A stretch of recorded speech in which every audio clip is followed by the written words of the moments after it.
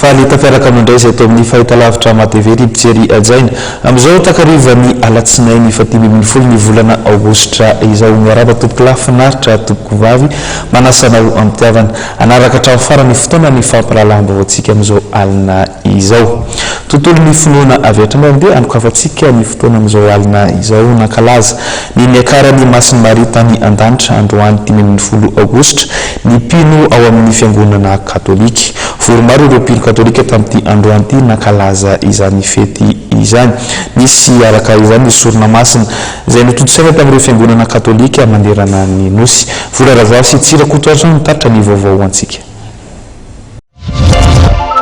Fety fankalazana ny niakaran'i Masina Maria tany an-danitra ny andro ny 10 Aogositra arak'izany natokana hitodiana manokana amin'ny Masina Maria ny androany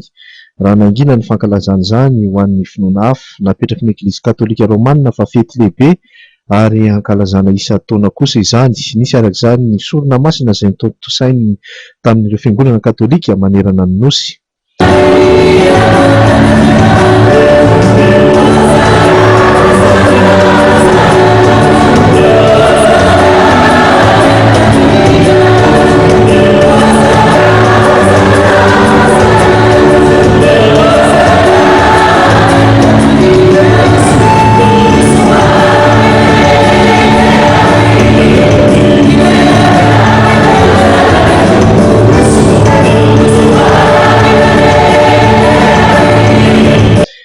Na dia tafiditra latsinainy aza ny 10 Aogositra dia feno ny fiangonana toy ity teto amin'ny fiangonana Karanala ity maro mpino tonga nanandratra vavaka ho an'ny Masina Maria